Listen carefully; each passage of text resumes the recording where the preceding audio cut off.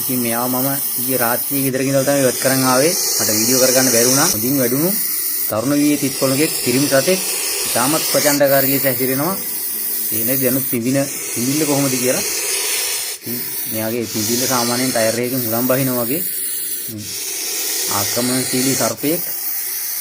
ඒ වගේම ශ්‍රී ලංකාවේ අපිට හම්බෙන උග්‍ර විෂ කාණ්ඩයේ තුන්වෙනි ස්ථානයේ ඉන්න ඉතාම ප්‍රචණ්ඩකාරී සර්පයක්. ඉතාම බිහිසුණුම සර්පයා කිව්වොත් නිවැරදියි. මොකද මෙයා කෙනෙක්ව හැරලා දෂ්ට කරනවා, ඊතලයේ වේගයෙන් දෂ්ට කරනවා. ඉතින් මෙයත් එක්ක ගන්න දෙන කිරණ ඉතාම ප්‍රවේශණයෙන් කරන්න ඕන. මෙයාගේ විෂදල ගැන පොඩි අවබෝධයක් වරලා ලබා දෙන්න ඕන කියලා. බලමු අපි මෙයා එළියට අරගෙන මෙයා නම් ඉතින් බොහොම ආක්‍රමණශීලී සර්පයෙක්. මම සාමාන්‍යයෙන් තිත්කොළඟ වීඩියෝ ගෙනහලා දෙනවා එයාලට. නමුත් මෙච්චර ප්‍රචණ්ඩකාරී සතෙක් හම්බුනේ ඊයේ තමයි.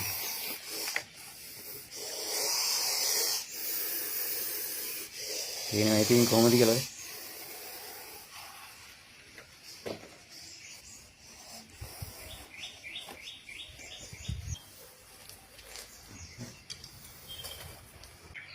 ඉතින් අල්ලගෙන මෙයාගේ විසදල ගැන වලට අවබෝධයක් ලබා දෙන්න. ඒක හරි ප්‍රොෆෙෂනල් කරන්න ඕන වැඩක්. මොකද ඉතින් අල්ල ගන්නවා කියන්නේ හරියටම දැනගෙන කරන්න ඕන නැත්නම් දස්තනයක් වෙනවා.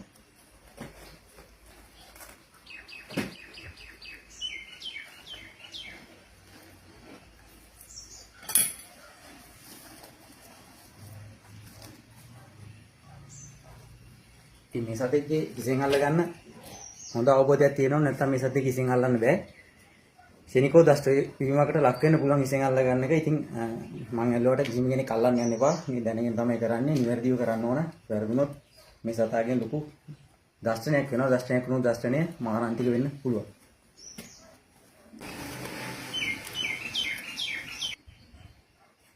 මේ තියෙන්නේ මෙයාගේ විෂදල යුගලය.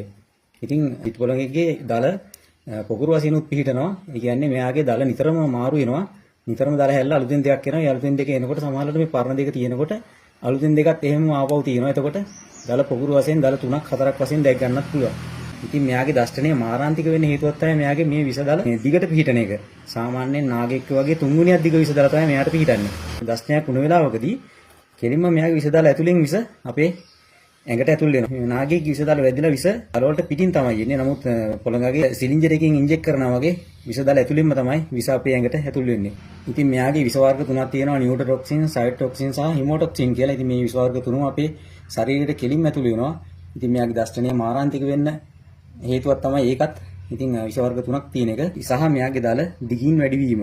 මම මේ විෂ දල පෙන්වන්නම තමයි මේ වීඩියෝ එක කරන්නේ. ඉතින් මෙයා බොහොම ප්‍රචණ්ඩකාරී ලෙස හැසිරෙන සර්පයෙක්. නමුත් මම මෙයා අල්ලන හැටි දන්න නිසා මේගොල්ලන්ව අසුරලා තියෙන නිසා තමයි මේ ඇල්ලුවේ. නැත්තම් මේ වගේ සර්පයෙක් අල්ලන්න ඉතාම අපහසුයි. මොකද මෙයා නිරෝගී තරුණ වී ඉන්න සතෙක්, මහලු සතෙක් නෙමෙයි. ඉතින් මෙයා අනික පිරිමි සතෙක්.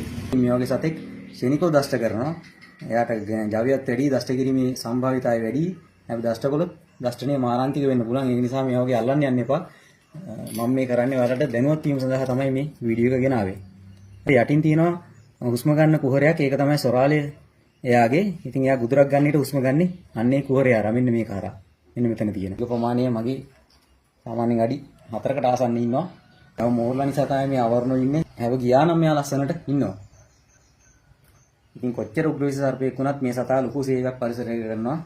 මෙයා මීයෝ ගහනේ පාලනය කරන නිසා ඉතින් මේ වගේ සත්තු පරිසරයේ ඉන්නවා නම් මරන්න එපා. අනික බුණු තෙල් එහෙම ගහන්න එපා. මේ සත්තුන්ට ගොඩාක් විඳවලා මැරෙනවා. ඉතින් මේ සත්තු රැක ගන්නත් ඕනේ. ඔයාලා ආරක්ෂා වෙන්නත් ඕනේ. ඉතින් මේ දැනුවත් වීම කරන්නේ ඔයාලත් ආරක්ෂාව සඳහා. මේ සතෙක් සාමාන්‍යයෙන් රාත්‍රී කාලයේ තමයි ක්‍රියාශීලී වෙන්නේ. ඔබ හේනක කැලේක වැඩ කරනවා නම් මේ වගේ බුද්ධයක් පළඳලා වැඩ කරන්න පුළුවන්. ඒතකොට මේ සත්තුන්ගේ දෂ්ටනේ අපිට අවම කරගන්න පුළුවන්. පිටපොළඟ, දාර පොළඟ, සෝම් පොළඟ සහ ගැට පොළඟ කියලා හඳුන්වන්නේ මේ සර්පයා තමයි. ඉතින් මෙයාගේ දෂ්ටනයක් වුණොත් බොහෝ දුරට මාරාන්තිකයි. ඉතින් ඒක නිසා මෙයාගේ දෂ්ටනයක් නොවි ඉන්න වගේ බලා ගන්න ඕනේ. ඉතින් මේ සත්තු රැකෙන්නත් ඕන පරිසරේ. ඉතින් කිසි අවබෝධයක් ලබා ගන්න එක තමයි වටින්නේ මේ සත්තු ගැන. මේ සත්තු දකින්න තැන මරලා දාන්න අවශ්‍යතාවයක් නැහැ. මෙයාලා මේ පරිසරයේ ජීවත් වෙන්න ඕන අපි වගේ. තව දෙයක් තමයි මෙයා බිත්තර දාන්නේ නැහැ. පැටව තමයි එළියට දාන්නේ. ඒකට කියන්නේ අණ්ඩ ජලාබුජ ක්‍රමය කියලා. ඉතින් ඒ ක්‍රමයට මෙයාගේ බිත්තර බඩේ පුපුරලා පැටව විදිහට තමයි එළියට එන්නේ. හඳයි ඉතින් මෙයා ගැන යම් අවබෝධයක් එන්නේ නැති හිතනවා. මම ගොඩාක් දේවල් කියන්නේ නැහැ. කලින් වීඩියෝ වල තියෙන හින්දා. එහෙනම් මෙයාට අපි ඉඳාසි ඉන්න දෙමු.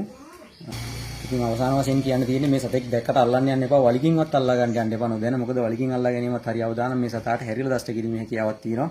ඒක නිසා වලින් අල්ල ගන්න යන්නත් එපා, හිසෙන් අල්ල ගන්න යන්නත් එපා කොහොමත්. හිසෙන් අල්ල ගන්නවා නම් ඒ පිළිබඳ හොඳ දැනුමක් තියෙනවා නම් මේ සතා අල්ලන විදිහක් තියෙන විදිහට අල්ලනවා. වැරදියට ඇල්ලුවොත් මේ සතාගේ විෂ දාලා අපි අතේ පැටලෙනවා. එතකොට මෙයා දෂ්ට කරා සමාන වෙනවා. දෂ්ටනයක් වුණොත් ඒක මාරාන්තික වෙනවා. හොඳයි එහෙනම් අපි මෙයාව නිදාසේ ඉන්න තියලා තියමු. ඊයේ රාත්‍රියේ තමයි මෙයාම අරගෙන ආවේ. මම ගියේ නැත්තම් මිනිස්සුත් අසරණයි මේ සතාව මරලා දානවා. ඉතින් එයාගේ ජීවිතේ බේරගෙන ඉන්න එක තමයි මම කරේ.